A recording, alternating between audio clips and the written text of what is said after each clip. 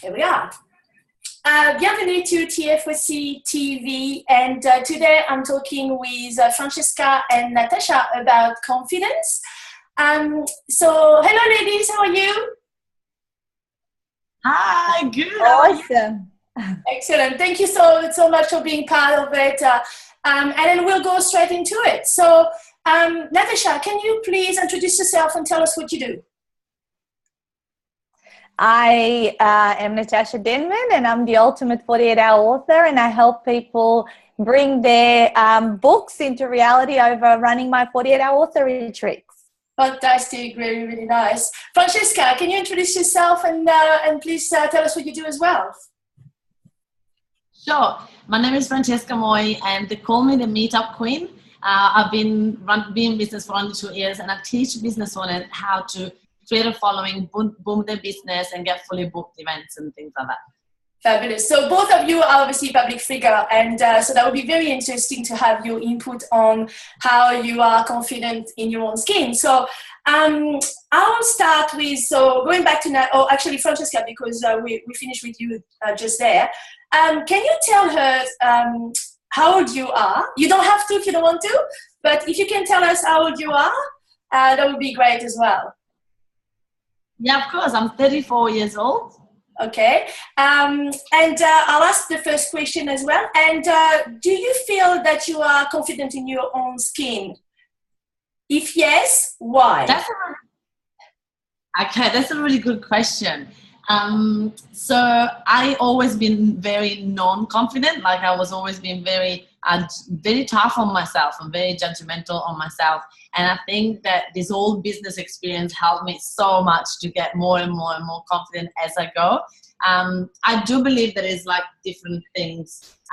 There's some things that I'm more confident in than others.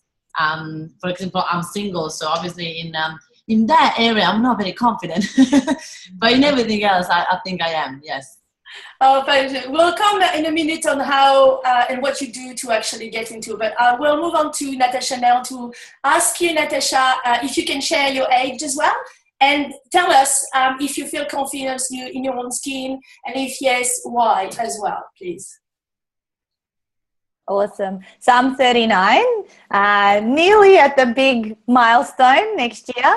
And yes, I'm confident in my own skin. I have always had a good body image, if that's what this is about. But anyway, I'm also confident in terms of what I have a belief that no matter what comes my way, I can overcome it.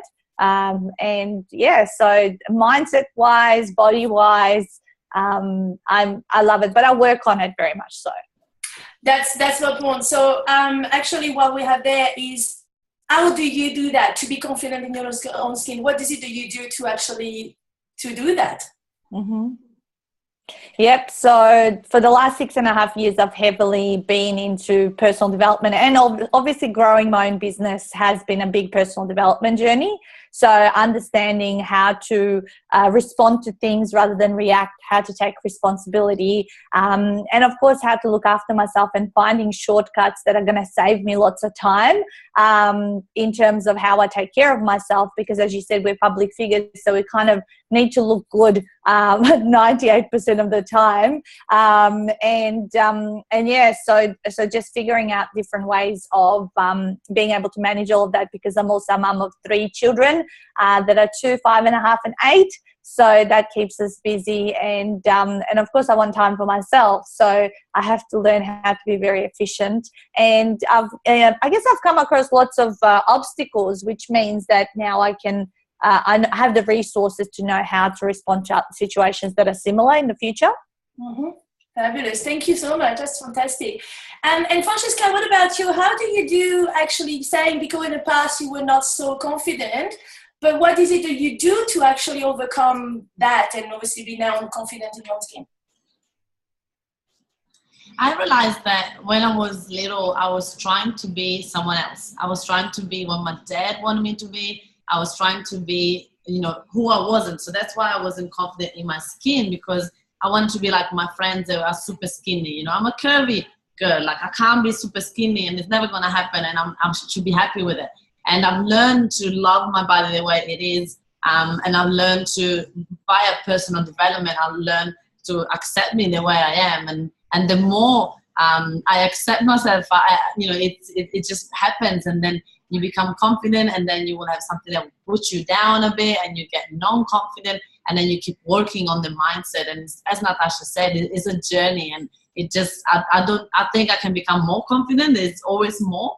But it's a journey. People sometimes they just think that that's who they are. I'm a non-confident person. That's it. That's my label. I'm never gonna change that. Instead, we can all do that, because I'm an example of it. I could not be in the bikini in front of people. I would be so shy, and I'll just go, who cares? This is who I am. Yeah, that's pretty amazing, actually. You mentioned something about being confident. So, will you think there's more mindset thing rather than a physical thing? Yeah, well, it is. I think that everything starts from mindset. So if you don't accept yourself in here, it doesn't matter what body you have, you're never gonna accept it. That's what I believe. So my body did not change much, but my perception of myself did. So I've always been a little bit chubby, if you want to call it the way, or now I call it curvy. But I always consider myself fat. So I was thinking fat. I was thinking big. I was thinking I'm not like my friends that are super skinny. So it was really like a mindset thing. And now I can go, I am who I am, and it's different. Yeah. So mine, I think it starts all from there. Yeah, and the funny part of it is when you say fat, it's not glamorous to say fat, but curvy, it's extremely glamorous. So just a matter of actually changing the term or the word. A huge amount of difference, isn't it? That's fantastic. I really like that. Absolutely. Thank you. So what is it that you do to make you feel good about yourself? Like Natasa, we'll go back to you. Do you have a routine or something that actually makes you feel good about yourself? Yeah, so in the last 15 months, I started officially exercising regularly to get my energy levels up, and obviously to maintain the figure that, I've had most of my life. And I hired a personal trainer. So I do 2 PT sessions a week with her, and then I do 2 7-minute workouts via an app on my phone the other 2 times. And I have to say, with an hour and 14 minutes of exercise a week, I feel really toned. I feel really amazing, and just flexible. I have range of movement, because as we know, as we old, we get stiffer. If you don't move it, you lose it. I do my best, obviously, to eat well when I'm not on holidays. I try to keep myself pretty light and low carb during the week, and then of course enjoy the weekends and all of the holidays. And I monitor where I'm at with my weight or how I feel. I think I can tell. I don't need to weigh myself if I've been really naughty. And so I think it's a balancing act. You can't be perfect. It's not about being all or nothing. And so those are the kind of routines that I have around sort of food and nutrition. And of course, with mindset, I constantly goal set. I listen to meditations, visualizations, and I have certain mentors that I follow. And if I'm going through a mental funk period, which is where you start feeling, not like yourself, then I do more of that. Awesome. That's really good actually. I figure you need to really take that into your hand, obviously being able to feel good. You can't be lying on the couch to feel good kind of thing. It's just like, how about you, Francesca? Yeah, or you can't rely on other people to make you feel good. That's right, absolutely. How about you, Francesca? What do you do to make you feel good? So I am not as constant as Natasa, actually. I love exercising and I love doing CrossFit. I had been doing that for the first year of my business, and I was just like going every day. It was so good. And then sort of I had this excuse that business took over. So for over a year, I literally didn't do any exercise. But along with not doing it, there was this guilt of, I should be doing exercise, but I'm not doing it. So I actually started again in September, and I've been consistent since. And then my goal is to just keep it up and keep doing it. because, you know, it does feel good. Like this morning I went to the gym at 7 a.m. I found finally a CrossFit that can do at 7 a.m. because 6 was too early, and I was like, and all the excuses will come up to my head. So I think finding something that works with your schedule is really important as well. And, you know, this was a great way to start the day, and we are here in Queensland, so most of the time you can go and have a swim at the pool. So I do CrossFit and then a swim, and then I'm ready to rock and roll. That's actually really good. That's actually some really good plan. It's like you start your day really kind of, you know, full of energy, kind of kicking your energy up. It's fantastic. Now, this time, I'm not good. But sorry, I'm not the good keeping the diet up. I'm not the good keeping the diet up. I love carbs and I love pasta, and no one can take that away from me. I think being Italian and I'm French, and we also have the same thing. I think I love my bread as well, and I love a lot of things which actually supposed to be naughty. But as Natasha was saying just before, I think it's just a matter of balance. You can also have very good during the week, and then during the obviously weekend, just be a bit more relaxed and enjoy what your favorite food might, you know, maybe regardless if it's really high carb or something like that. But so beside all of your I would say your schedule, and obviously for keeping you well and good and confident in your skin, there may be some day where you don't feel so good beside your exercise, beside your routine. What is it that you do when this happens? Natasha, sorry. I saw me? Was it me? Sorry, Natasha, I saw you. So okay. Yeah. Okay. So I'll go back to the mindset exercises. I go to YouTube actually, and I Google Esther Hicks. She is a little bit of a woo-woo mentor, and she channels Abraham. And I don't know if you guys have heard of her, but I'll just kind of go through her videos, and I'll click on one, and whichever one I'm drawn to. The other day, 2 days ago, I had my car stolen from my garage, and I actually put Esther Hicks, theft, Abraham, and a 15-minute video came up.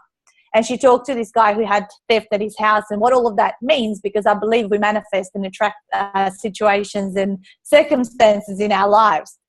And by listening to her, I kind of was able to reflect what that meant in terms of what energy I was vibrating at, and how certain frustrations in my life brought this situation to happen to me. And that was enough. And the next day the car was found. I did a bit of obviously visualizations, imagining that they'll find it and all that sort of stuff. And because I just didn't feel good for the period of when it occurred. And I actually felt in the lead up of this incident, my energy was also really low, and I just kind of felt blah.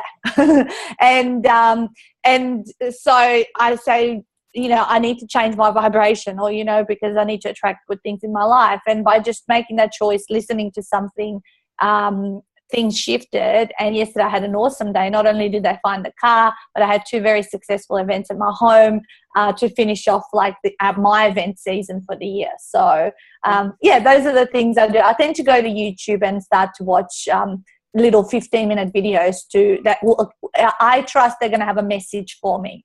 I quite like that. In fact, I actually do a little bit of that myself, actually, to try to get those things. And how about you, Francesca? What is it when, beside all of your, what you're doing on a daily basis, when you have one of those days where that's not going to work and something, you're not feeling quite right, what do you do? Well, I still weekly meet with my coach, my mindset coach, and I still work on my mindset. So that keeps me pretty accountable and pretty high energy. But I also love Tony Robbins. I think everyone knows that. And that's my kick, is to put music actually that were played at the Date with Destiny seminar.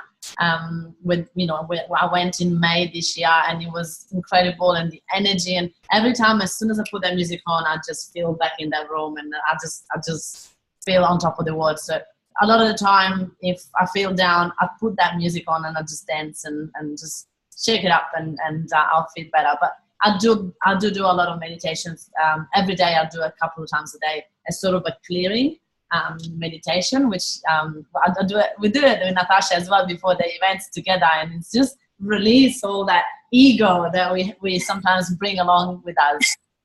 That's awesome. That's a really good tip, actually. And finally, we're running to now the last question.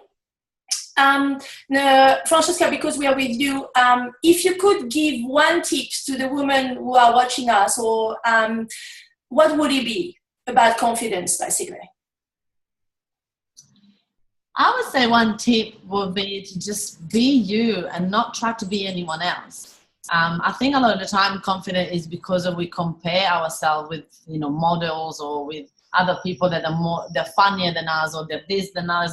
Who cares? You're you and you're perfect the way you are. So stop comparing yourself and start to look at the positive that is already in you, and get those glowing even more. Fantastic. I really, really like that. Thank you so much. How about you, Natasa? Could you share a tip about confidence with us, please? Yeah, sure. Along the similar lines, I always say to people, there's no one with your DNA. You're so unique, and there's no one that can do your flavor. So embrace that. And when you do your own flavor with confidence, other people want a piece of that. And that there's always someone out there looking for what you've got to offer. So there's always someone who needs the help that you, or the solutions that you have achieved to some of your problems through your life, that someone would benefit you to help them and show them the shortcuts. So people often want, they buy in us what they see that they want for themselves. Fantastic. Thank you so much, ladies. This is really, really valuable, actually, in regard to confidence. There is a lot of women out there who, as you said, just try to be, well, someone, or hoping that they be someone else than themselves. And especially in the cosmetic industry, as you know, this is where I work, where's my business base. And I find that actually most of the women wants to be different and something else, and wear more makeup and do all of these things were actually not necessary. And I figured that by actually interviewing 20 women, as I said, about confidence, that would actually maybe help other women to feel better in their own skin. Yeah. So thank you so much for your time, and direct from Brisbane as well, and then from Melbourne, but we're quite far away, both of us, Natasa. So thank you so much for your time today, and we'll catch up again very soon. So thank you again. Bye-bye. I'm